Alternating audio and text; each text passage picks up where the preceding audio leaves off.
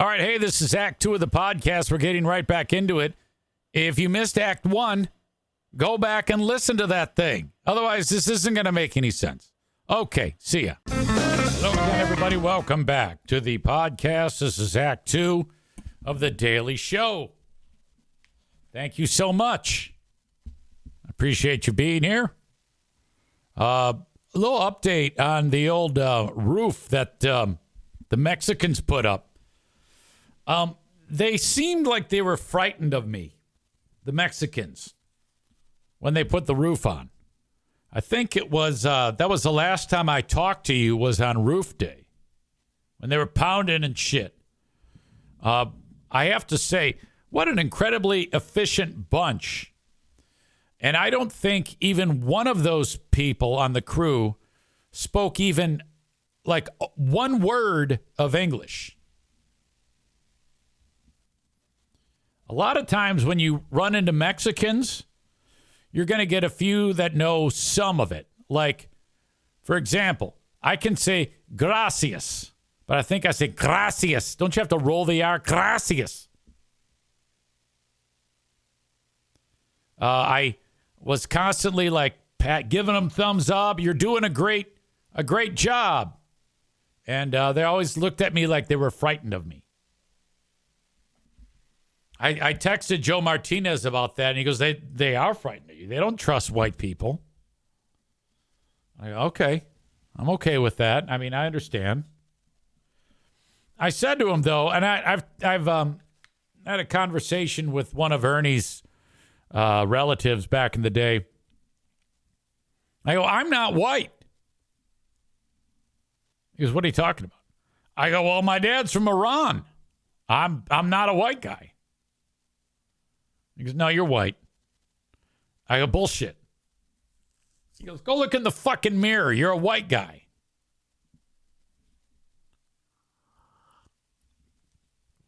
Anyway, I got the feeling that they were petrified of me. And I thought maybe I'd get even a word of hello or thank you or you're welcome, but nothing. I even started to speak Spanish. I said gracias more than once. And I didn't even get a de nada. Jeremy says I'm olive. I'll take olive. Also, I didn't realize, okay, by the way, they finished the job, and it looks like they were never here. And I think that's fantastic. They go over, and I think everybody does this, but it's still, you know, if you wonder about like the nails, because there was nails all over the place. They have these high-powered magnets on wheels that they just roll around on the grass and everywhere, and all the metal just comes right up. It's fucking great. And then I get up north, and Pooh Bear says, there's a problem. And we've got this decorative lantern, 3 of them actually, outside of each of the garage bays. And one of them is fucking busted off. And it's like hanging by the wires. I go, uh-oh. She goes, who did this? I said, I don't know. I know I did not. So I reached out to my boys over there at Werner. And they said, we're on it. We are on it. And they will be here tomorrow to take a look at it, to get to the bottom of it and repair it. I don't know if all the Mexicans, if the Mexican crew is like part of Werner. Are those contractors to do that work, or are they employees? I'm curious about that. David says those magnet rollers are awesome. Yeah, I don't know if they have like their own stable of Mexicans that go out and do the work. I'm curious as to what they make too. You know, I would say that each worker, let's see, and they work long days, long days. Let's go with 6 days a week. There's no way. Okay, so $300 a day times 6 days a week, that's $1,800 a week times 52. That would be 93,600 for each of them. I don't believe that. But I think that they should make that. I really do. That's hard work. For their time, holy shit.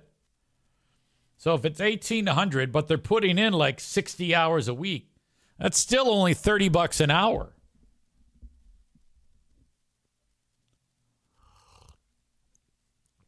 Bob says they are freelance. You can hire them outside the local Home Depot. NFK ripped the decorative lamp down probably and then said shit, fuck, stupid lamp, F you. Jeremy says you forgot about the N-word. He probably would have called it the N-word for sure. But no, they did an awesome job. Linda reveals to me, I got a thank you text from my friend Chris Werner. Keyword being friend. No, I left that's I think this is going to work out. This is a fantastic relationship. I think that before long I can start talking about them in a paid capacity. I feel like I can win them over for the business. There's no better person, no better mouthpiece for them than me. I've been every part of this process. I'm well in tune with how this works. They would be foolish to let the opportunity to be on the podcast to slip by. And frankly, I only have one shot, Mom Spaghetti. If I can get them on, awesome. If I can't go to anybody else. Because how much of a phony would I look like if I had, hey, go see so-and-so? It'd be stupid. Linda says, maybe you should hire me officially, Eric Zane. I absolutely would love to. I can think of about 1 million things that you could do, but I can't pay you, unfortunately. If I had enough business that I'm like busting out with, I have just enough to pay for me and the vet bills. That's it. Which, by the way, today is O'Neill checkup day. It's been 3 weeks since the last checkup. That was when I got the bit of news that he has some type of weirdo elevated protein level. So this is a big day because they're going to take the test again. And if it does come up high again, then they start to test him for various cancers. Okay? Because a lot of times that can be what is being revealed by this certain protein that is elevated. So I'm hoping that it was just a one-off thing, that he was fighting off some type of illness or something like that, because I just can't have O'Neill sick. But he's been fantastically healthy since then. Nothing alarming.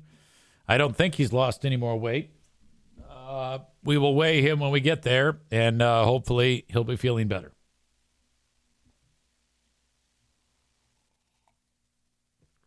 Chris says, I wonder if the Mexicans, or I'm guessing Werner, listened to the show to hear their hammering. Boy, they were effective. The best part was when they took the break at lunchtime and they all fell asleep on the front lawn. Oh, my God. In fact, I should probably get the Mexican mouthpiece, Joe Martinez, in here. If he picks it up, he won't do it nicely. It'll be, what?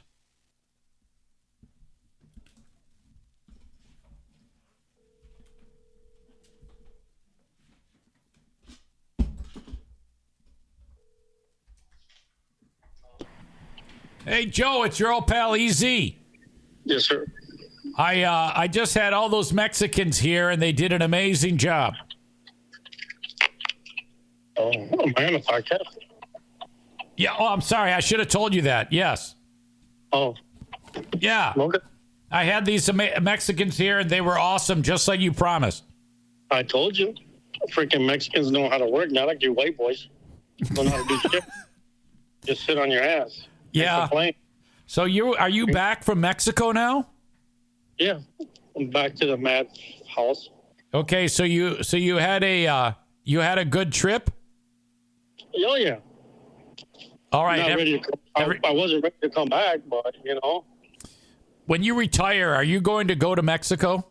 Yes, sir. I just found out that I'm gonna go get my Mexican citizenship, and they're gonna pay me 36,000 pesos a year for retirement, and I'm gonna collect here. So I'm gonna be a dual citizen. I'm gonna screw all you white people. How can you get Social Security from Mexico when you haven't even lived there? Well, it's not really Social Security.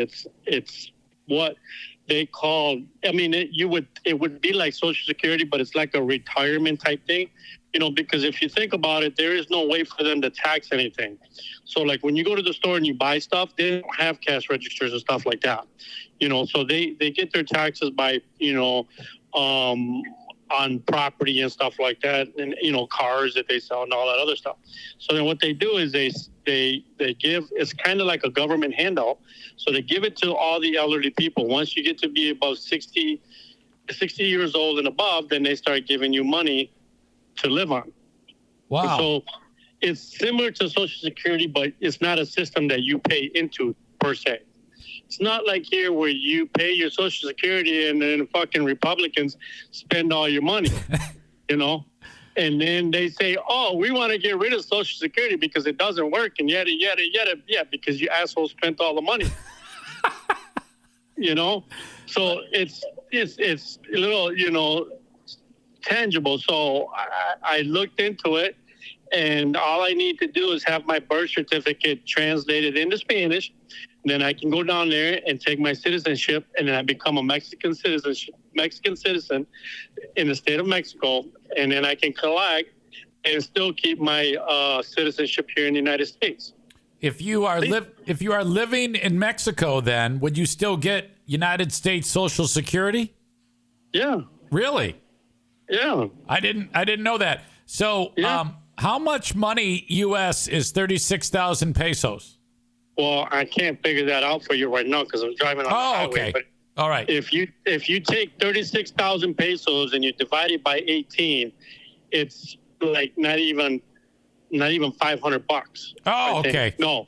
Kenny says it's $1,860 U.S.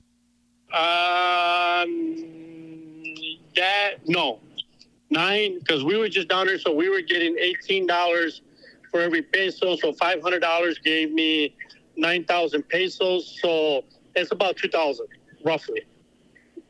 So okay. Yeah, Kenny's a little close. All right.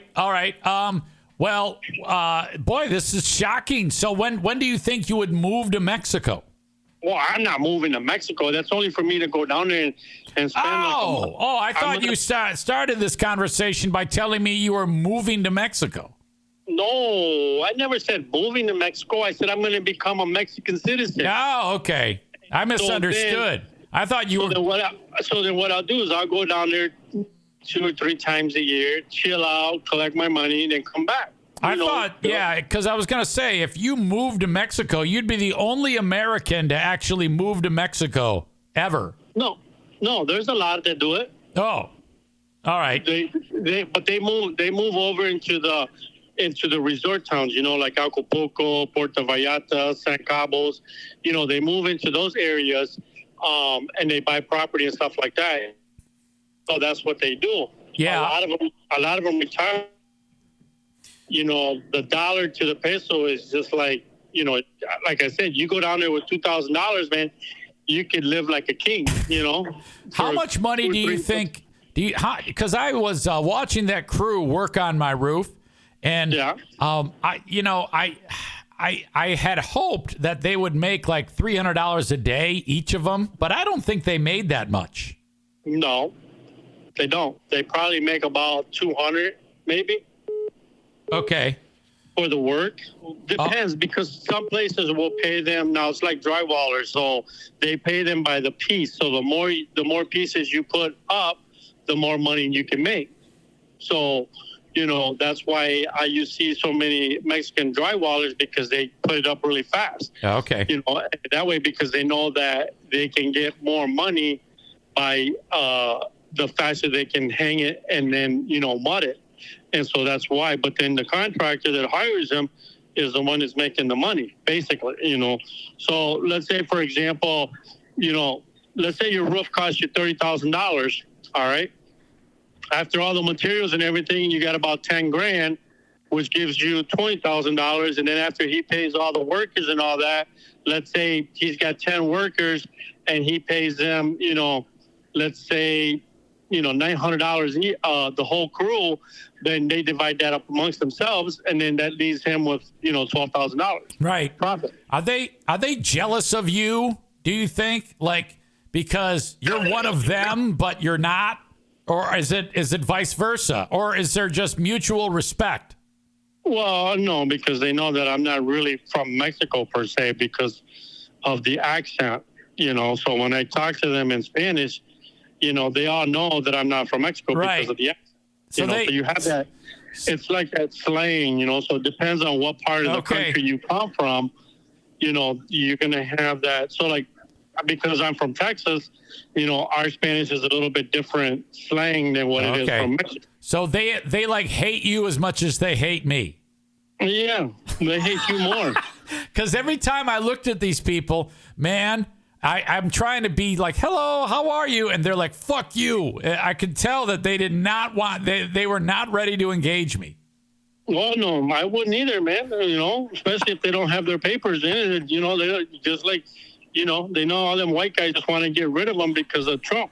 Yes, that's what I'm saying. Like, I think that's why I think that they get tons of shit, especially in West Michigan, from these assholes. They say, fuck you, white people, man. You guys just want to ship us back. Right, right. And not only that, but they might have not wanted to talk to you because they know that they have to get their work done. You see, that's the difference. They're busy.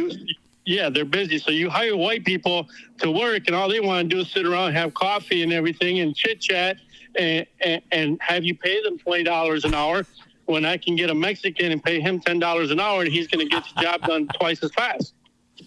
Joe, over the weekend, Michigan lost. What are your thoughts about them losing? They actually won, but they lost. Wait a minute. What are you talking about? Well, because they finally brought Tuttle in, which was giving the offense a spark. So they actually won because now the offense is actually doing something. Well, you see what I'm saying? Yeah, but they didn't do enough to win. I mean, he was in there for a long time.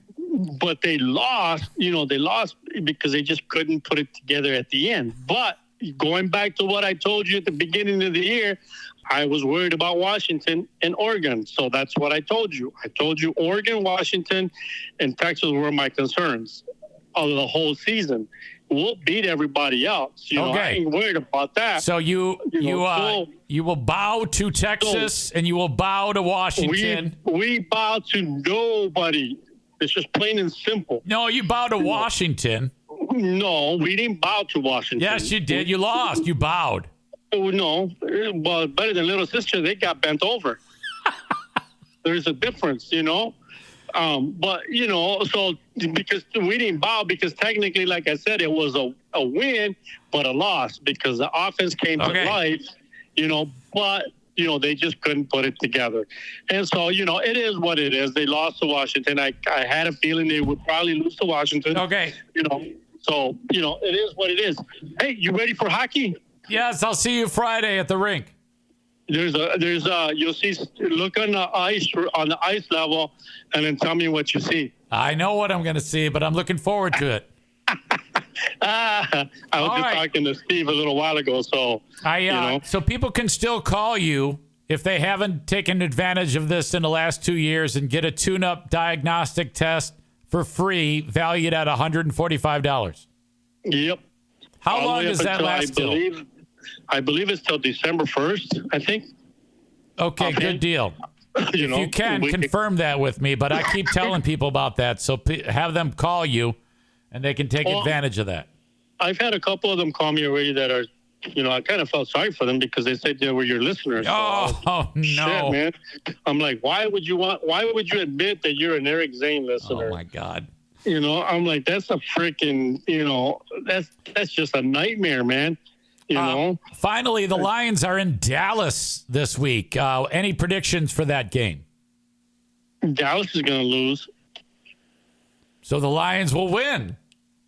Yeah, they'll win. Except for, Jared Goff won't do that good. He just got lucky.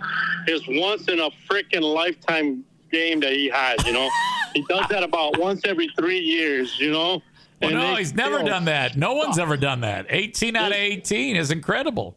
Yeah, they still suck shit, so I'm not worried about them, Pinches güey, pendejos, cabrones, pinche madre a la pinche puta que ellos, cabrones, no se sirven por nada porque son bien chingones, pinche cabrones. All right, there you go. All right, thank you. I appreciate you. All right, I knew somebody was waiting for that. So. Yep, they always are. Okay, I'll see you. All right, see ya. Oh, legendary. Legendary. Oh, God. He will never admit that Michigan bows to whatever. We bow to no one. Come on, man. Aram says that's a new one.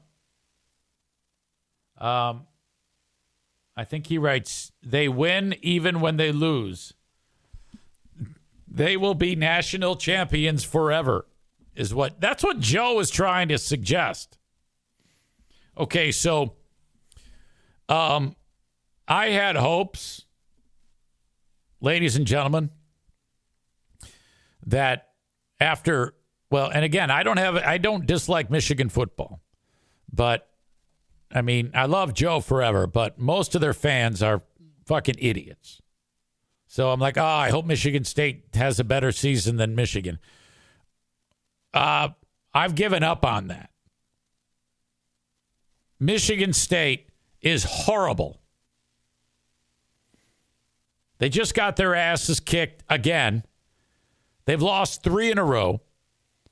I think there is no hope for them against Michigan. None. They got beat by BC. They got throttled by Ohio State, and now they lose to Oregon. Yeah, they pretty much suck. They might not even win another fucking football game. They stink. God damn it. All right. I want to go over this story. Thank you to Nick who sent it along. Her name is Tara Dower. She ran the entire Appalachian Trail in just over 40 days. 2,189 miles. 13 or 14 states. Maine, New Hampshire, Vermont, Massachusetts, Connecticut, New York, New Jersey, Maryland, Pennsylvania, Virginia, West Virginia, North Carolina, Tennessee, and Georgia. That is 14 states the Appalachian Trail runs through. She put in over 450,000 feet of elevation gained. And she did this by running between 55 and 60 miles a day, every day for 40 days. My God. Now, I do know this. When it comes to ultra endurance, the playing field of man strength versus female strength evens out. When you get to these unbelievable distances, quite frequently, you know how like if you're a man and you're doing like sprinting, 100 yards, they will run faster than a female. When you get into these magnificent distances, that kind of is dissolved. You see women winning these races or setting these records as much as men. The competition is even. When you get to a ultra distance. And that's what David, his point, isn't this more about endurance than strength? Yes. And luck and skill. Nick with the comment, finally a woman that could probably ride on top for longer than 45 seconds without gassing out. Well, that's a horrible comment, and I'm disappointed that I read it, frankly. Now, Nick is the one who sent me the story, so I'm doing the math here in my head. I'm guessing Nick sent the story in hopes to be able to say that joke.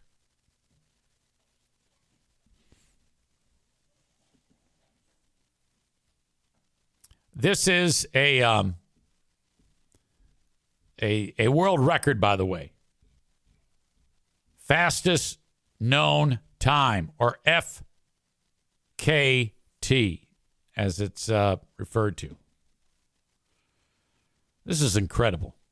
And it says in the article that she did this with only 3 showers during the time.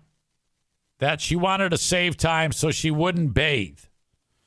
She said she fought off the grossness by using baby wipes and changing her clothes frequently. Here she is with the crew. Now, you got to have this type of crew to do something like this. They can get you your food. She would run for, by the way, 17 hours. And then she'd have a camp set up with a tent just off the Appalachian Trail. And then she'd fall asleep. That's incredible. I actually had for a while, here she is celebrating. This is her actually crossing the finish line. I've got I got a clip of her finishing it up. Make sure I got it. This is her, and there's like a little plaque on the ground that says this is the start of the Appalachian Trail, wherever this is in Georgia. And this is her finishing. Down there. Yeah. That's the flag. Let's go. Oh my gosh. Yeah.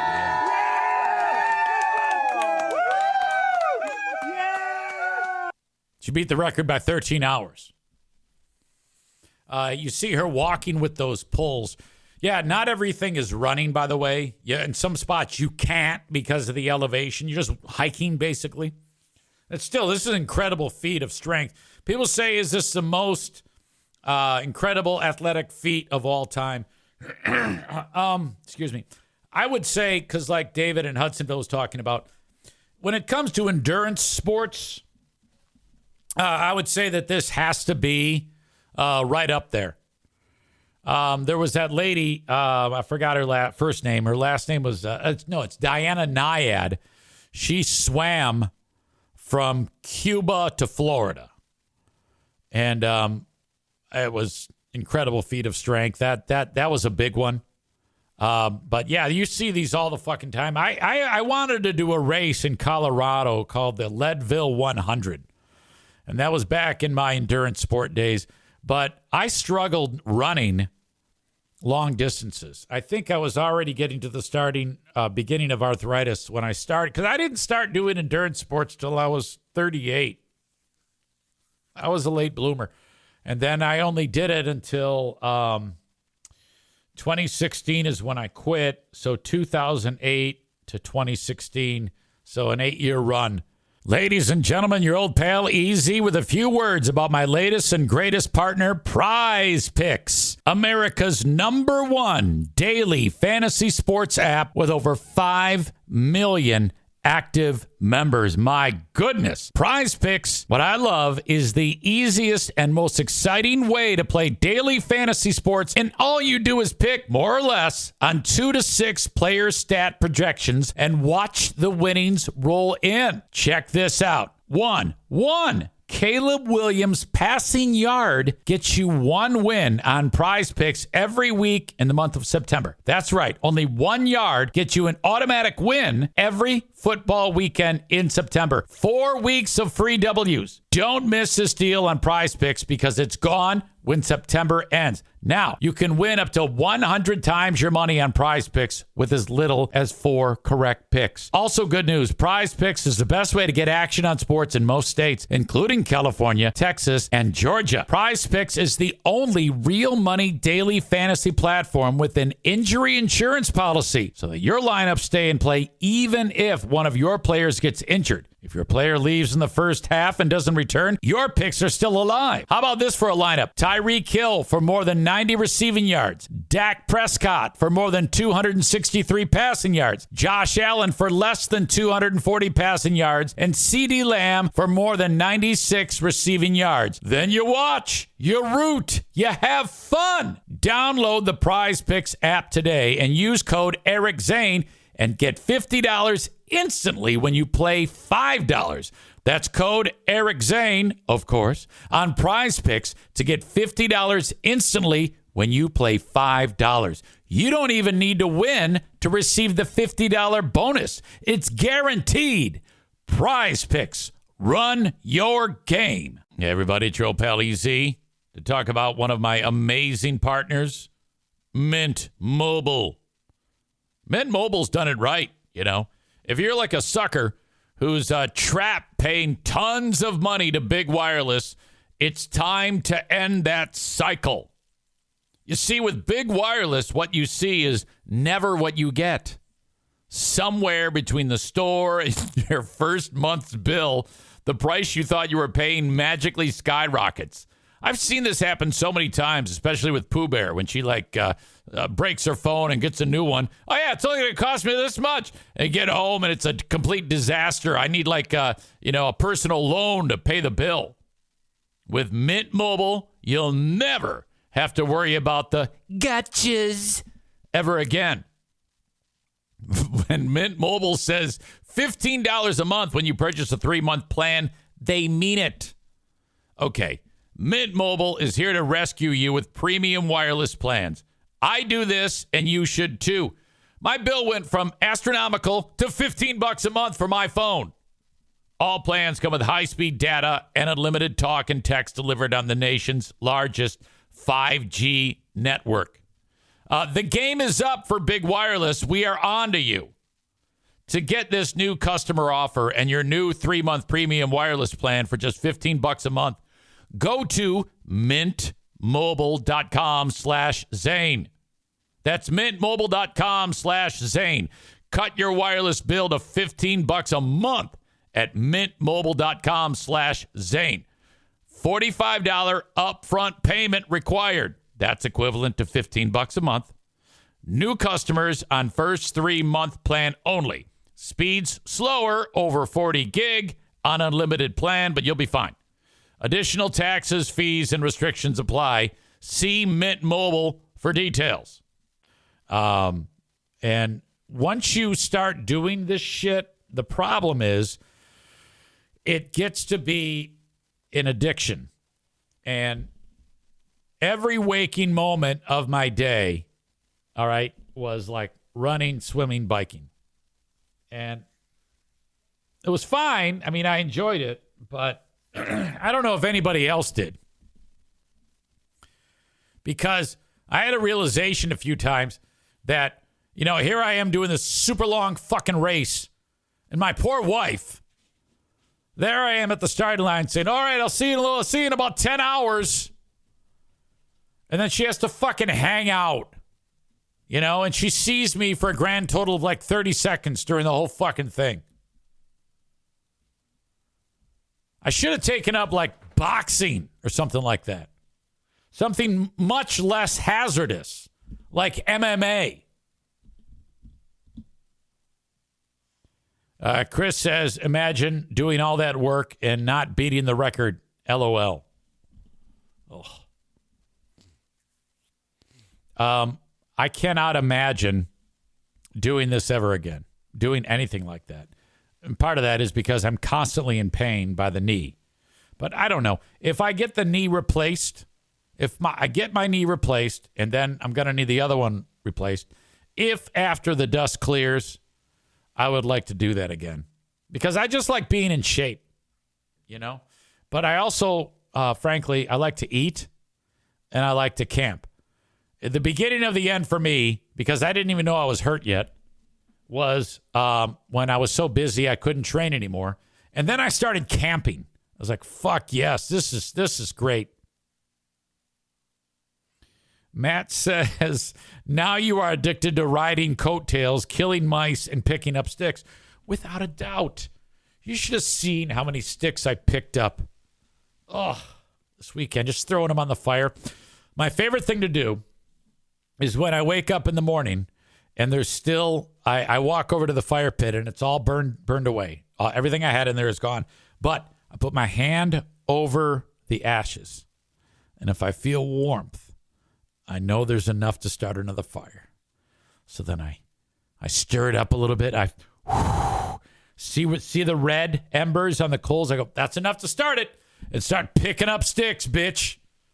And then I crouch down over it and just drop the sticks onto there and just basically watch. So then I've got a bundle of sticks on there getting warmer and warmer, and then they get to flash point.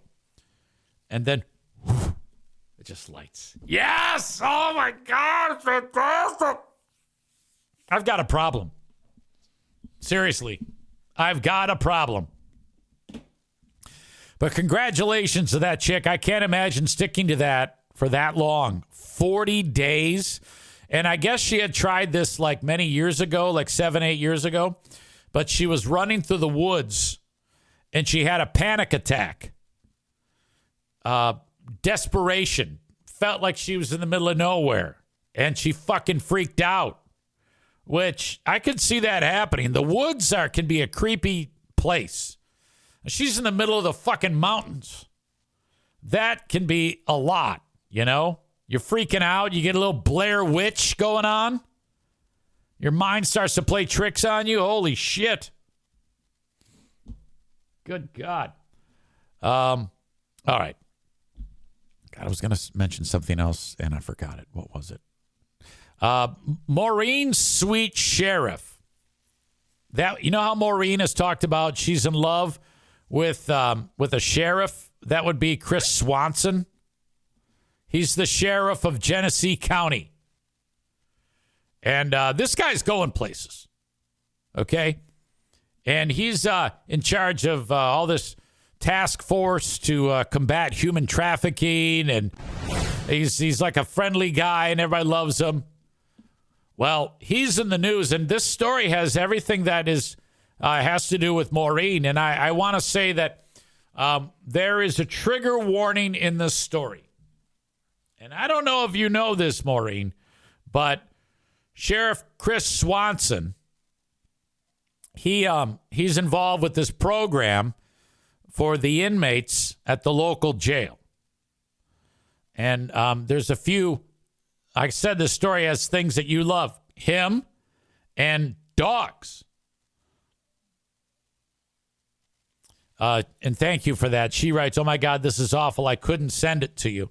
When I saw you didn't, and I appreciate that. And I'm surprised that I'm even talking about it.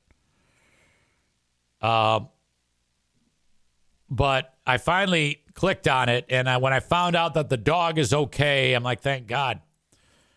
Some fucking inmate, like they have a comfort animal. The inmates get to pet a dog. And this guy, this inmate, is a psychopath, and he injured the dog. He, like, punched it in the dog face, and the dog, like, got a black eye and a concussion. And now the inmate's in deep shit. Can you imagine? The dog's name is Josie. If you're an inmate and you hurt a dog, I'm guessing you would be treated very poorly in prison, similar to like the way a child molester would be get the shit beat out of them in prison, you know? So that's what this fucking idiot did. He like punched the dog and hurt it. And so that's what's going on here. Let's again, this is definitely a story that would trigger me too, but I am okay with it because the dog is okay. So if you are triggered, you don't want to watch this. And this dog, it's one of those King Cavalier something there that's beautiful. It broke my heart when I watched this video. Here at home, a disturbing attack happens at the Genesee County Jail, and as you heard the prosecutor there say, it's caught on camera. A sheriff's office therapy dog named... I sure hope they don't show the footage, you know? I mean, that would be a terrible thing to see, almost as terrible as looking at this anchor. Josie was assaulted last week.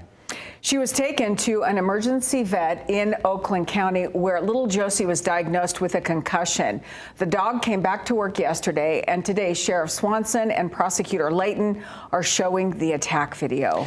Mid-Michigan Now's Courtney Bennett is here with details. And Courtney, I know you have watched this. Okay, there's no way they're going to show the video. Exactly what happened here. Oh, and then they go to her and her sound is gone. He has a history of assault, period. And that's why we're pointing out that there's a direct connect between animal abuse, neglect, and torture and assaulting humans. In this. Well, why did you? Okay, so you're letting a guy who is a known violent offender with a helpless creature. I question this program. And furthermore, I would not allow this program to exist. Like if I'm Chris Swanson, I'm like, all right. If the rest of you did enjoy this, if I'm Chris Swanson, I'm like, look, okay, you can't do it anymore. This is why you criminals don't have nice things. All right? So going forward, you've lost that privilege. And it's all that guy's fault. So if you want to address anybody, address him, which is code for beat the fuck out of that guy. In my opinion. In this case, it was humans first, then animals. 27-year-old Romello Maxwell was charged with assault in April last year. Now he's being charged with killing or torturing an animal. This individual is an habitual offender third, so the maximum penalty increases from 4 years to 8 years. Prosecutor David Layton says he takes all assaults seriously. When somebody assaults a corrections deputy or any police officer, we take that extremely seriously at the prosecutor's office, and we charge as harshly as the statutes allow us to. So they're saying that the dog is like a cop. Charge. Layton and Swanson say last week it was 13-month-old Josie who was Maxwell's victim. And this is the use of this kind of a canine, is to de-escalate everything. And dogs can do that. But in this particular case, just last week, as Josie was walking around. Then the inmate who No. Okay, now I am not going to show this. was laying on the floor. Okay, there's no way.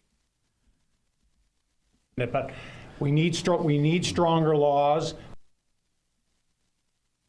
All right, they're having a problem here. Layton and Swanson say Michigan laws on animal abuse need to be stronger. They are advocating for a statewide registry of convicted animal abusers. That's been proposed in Lansing since 2023. Right now, the bill sits in the Michigan House. For now, live in the studio, Courtney Bennett, Mid-Michigan Now. All right, fuck that guy. I hope somebody kills him in prison, frankly. Maureen says that Josie has her own badge and she is a peace officer. No more. No more would I allow any animal to like roam around the cell with these fucking psychopaths. These goddamn animals. Fuck that. I would only want to see those type of dogs that, would attack on command. God damn. Becky says this guy is asshole of the day.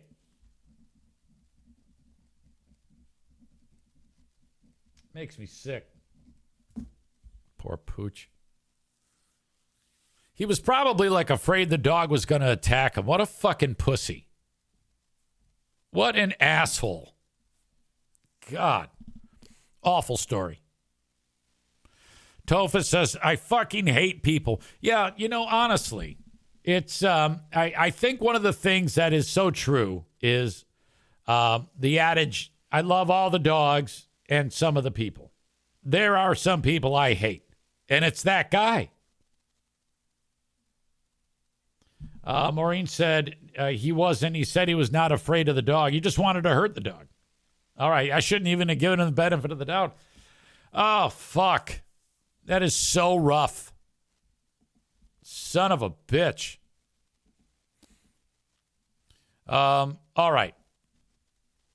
Before we continue, I want to say hello to my good friends at Kuiper Tree Care.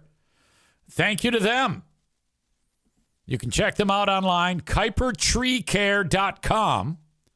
And if you need any assistance with trees for tree removal, tree pruning, land clearing, storm cleanup, or stump grinding, or even tree risk assessment, they have 3 certified arborists who can help you get their crew out to your place to do any of those things. I highly recommend them. They got rid of a tree here on at my house, and in addition, they trimmed up a tree that was just growing out of control.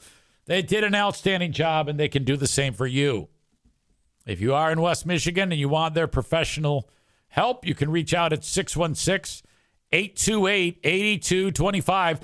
That's 616-828-8225 for Kuiper Tree Care. Okay, I've talked many times about estate-wise estate planning. Your last will, your trust, power of attorney, avoiding probate. Now, this isn't something that you think about often, but it's up to me to remind you and let you know that if you have a well-crafted estate plan, you can help avoid the time-consuming and costly probate process that your loved ones will have to go through if you don't have this taken care of. It allows for a smoother transition of your assets and provides for privacy, because probate is a public court system. And the idea of a will versus a trust both serve as important roles in an estate plan, but a trust adds an added benefit of avoiding probate. In other words, keeping your final wishes out of the hands of courts and judges. So reach out today and start your fact-finding mission with my friends at EstateWise. Reach out to Zach Marco at 616-540-7544. 616-540-7544. Mention me and save 15% off of your estate planning services. It's Zach's way of helping you take that important first step. I went through this entire process from beginning to end. It is quick and painless, very effective. And now Pooh Bear and I have our estate plan just in case something goes wrong.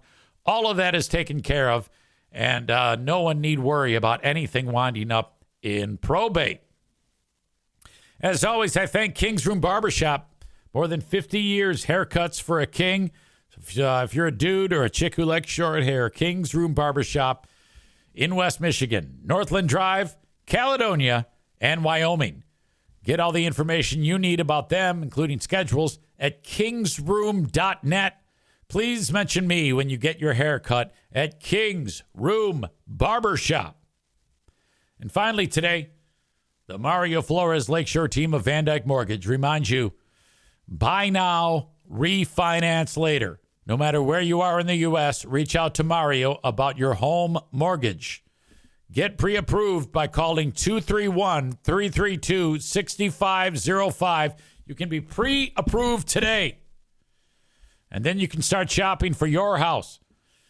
Trust the experts at the Mario Flores Lakeshore team of Van Dyke Mortgage. They will roll out the red carpet for you, especially if you're a first-time home buyer.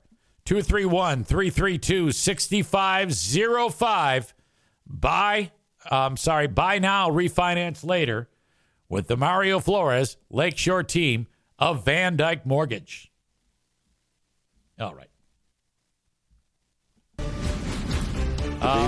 So this couple decided that 18 years ago, they wanted to go the route of in vitro fertilization. It's fantastic. Only to find out that their child is not theirs. What? The fucking dum-dum at the fertility clinic used the wrong embryo. Oh, my God. Are you kidding me? The baby that my client thought was his really isn't his. A shocking fertility mix-up only discovered after a teenager takes an online DNA test. 18 years ago, a fertility clinic helped a couple have a child. But now, nearly 2 decades later, they say the daughter they love and raise isn't biologically theirs. 8 News Now investigator David Sharns asking how this could have happened. Well, this couple is like so many who want children but can't. They turn to a fertility clinic thinking the embryo made for them became the daughter they treasure. Well, they want to stay anonymous for now, but according to a lawsuit filed... This isn't the first time we've heard about weird things at fertility clinics. So, I mean, you got this right here. Wasn't there a doctor a fertility clinic doctor who I think he used his own load to use as like people would say, all right, we're going to use this person's donor sperm. And the doc's like, okay, we got it. And it, in fact, was his. So he's got like 100,000 kids all across the U.S. or some shit like that. I mean, I think we need a few more checks and balances in the fertility clinic industry, you know? I think once you get the embryos made, there's got to be a way to keep things a little bit more secure. I mean, my God. Today, that daughter is not biologically related to them, leading to 2 big questions. Who are her biological parents? And does this couple have a biological child roaming around they don't even know about? Oh, my client had more tears than I've ever seen someone shed, because what he thought was his daughter isn't. Attorney Rob, I got to say, I don't know if I'd cry. Because even if they say, yeah, this is not your daughter, she's kind of your daughter. I mean, you raised her, right? Would that change anything for you? Robert Murdoch speaks on behalf of a... Can you imagine if the daughter, or at least the one they thought was the daughter, is sitting right there, and the dad's going, oh, no, this sucks. And she's like, well, wait a minute. Hold on. Has it been that bad? Father, who recently learned his daughter is not biologically his. IVF is an absolutely amazing thing. You know, we're living in amazing times. Look, that's the process. IVF right there. helped the man and his wife conceive a child in October 2006. According to the lawsuit, the couple chose an egg donor and used the man's sperm. This was a way to, have his heritage move on. And it turns out... So you see that he's got an attorney. So he's probably, I would say you should sue for, you got to go big. He probably didn't even cry. This attorney's probably just laying it on thick because, he's suing the fertility company or whoever the fuck, the doctors. I think you'll hear in the story that the company that did this went belly up. So they're suing somebody. Somebody's getting sued. You got to sue for like $1 billion, in my opinion. It's not, and it's a little too late for that. A little late, as after their daughter took an Ancestry.com DNA test, she learned her parents aren't related to her at all. The lawsuit alleging a now closed fertility clinic, Nevada Fertility Cares, implanted the mother with the wrong embryo, an embryo created for another local family, a family whose biological child was alive for 18 years without their knowledge, meaning the embryo they thought became their daughter is missing. Is your client worried that he could have fathered children that he doesn't even know about? Absolutely. Because again, where'd that embryo go? Was that implanted into somebody else? The 8 News Now investigators finding the state medical board has never taken action against the doctor, who remains licensed in Nevada but works in New York. But board records show around the same time as the reported mix-up, she settled for $30,000 for negligence in freezing and storing embryos. In this case, the biological child is not his. So as a result, he has to go adopt her. The real point of this is finding out what happened, why, and hopefully making sure that this is the only mistake out there. The mother involved in this case recently died. That I wonder if this guy's suit coat could get tighter. Led her daughter to then get that Ancestry.com test, and you know the rest. We reached out to the doctor and another person named in this lawsuit and did not receive a response today, but right now both are working in the IVF industry. I'm David Sharns, 8 News Now. David, thank you. The lawsuit cites Love this guy's hair, by the way. negligence and malpractice and demands a jury decide any culpability and potential damages. All right, so he's suing. I want to know for how much. Yeah, if that were me. Tofus says you should sue for millions for emotional damage. Like, if everything were equal and it was just me, I was the dad, I'd be so fucking happy that this happened. Now, publicly, I would be hurt and make sure that I would be upset for the lawsuit. But as soon as I get behind closed doors, I'm like, yes, fuck, yes, our ship has come home. Oh, my God, we are going to sue for so much fucking money. Oh, my God. Jeremy says, I don't have kids, but it would change nothing for me. That's my child, biological or not. Exactly. That's the same way I feel. I would be like this. If that dad is crying, he's an idiot because he just hit the jackpot. Son of a bitch is at a gold mine. I often wonder about people who get so upset about shit when they are wronged. And yeah, you're wrong, but you're alive. You know, little Jocko there. Good. You found out that your daughter's not your daughter. Good. Sue for $100 million. You know. So I don't know if I buy that. That's what Tofus says. He said she should have sued for millions for emotional damage. And he says, exactly, big fucking win. Tofus agrees also. It's a bit jarring, but it wouldn't change anything. Back to our previous story. Bob says, all I know, an inmate injured a dog, get the wood chipper. All right, let me ask you this. If you had to choose between an inmate hurting a puppy or a baby,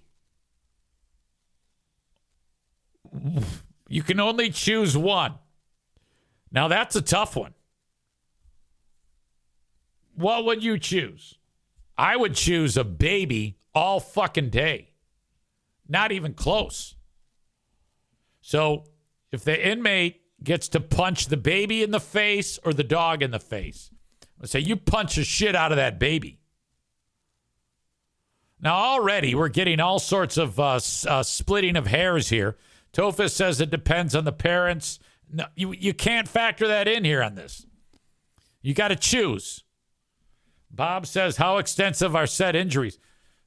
Look, you guys got to decide. I've put it in front of you. Now you figure this shit out. Baby punching or puppy punching?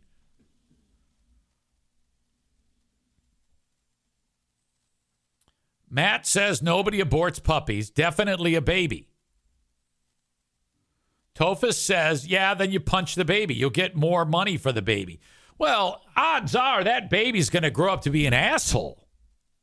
Puppies are never dogs. There are no asshole dogs. They don't exist. Always, 100 out of 100 times, you punch that baby right in the face. You let him know, too. Say, yeah, you little fucker. Bam! Bob says for sure someone else is going to, Tofus says for sure someone else is going to punch that baby when it gets older anyway. Yeah, it's totally cool. Don't worry about it. He'll probably like it. I can't believe we even had to have like some convincing of you. Tyler says, whose baby? Mine or somebody else's? It does not matter. You don't know. It could be yours. It could be your neighbor's. I am here to say yes to punching a baby in the face. That's what I'm telling you. There is an Eric Zane out of context moment for you.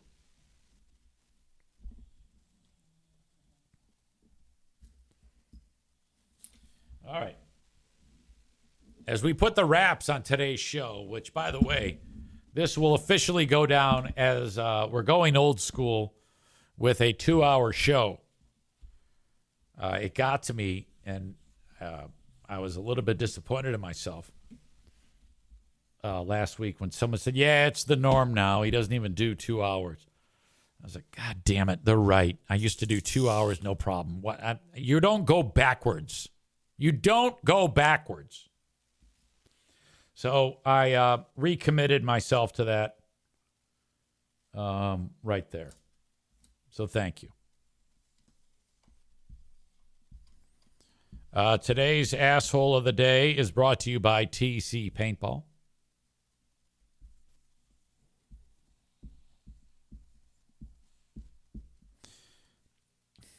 Pretty easy. We have had several assholes to talk about, but Romello Maxwell is the asshole of the day. That's the guy in Flint that punched the dog in the face and threw it against the wall and badly injured it. Good thing it's okay. It will survive. Let's hope that he dies today.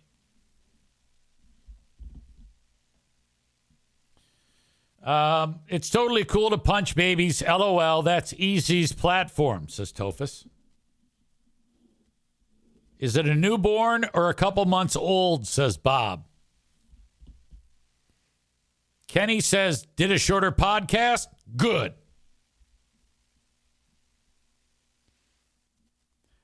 Mitch with the stark realization, they abort dogs and cats all the time in veterinary medicine. LOL.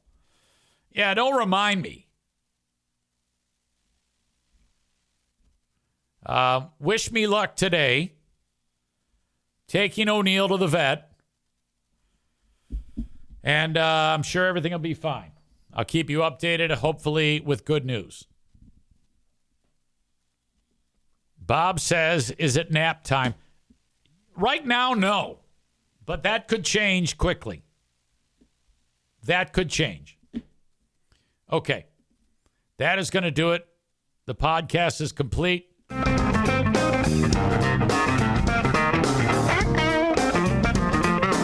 For this, the 7th of October. I'll talk to you on the Patreon. Thanks, folks. Bye-bye.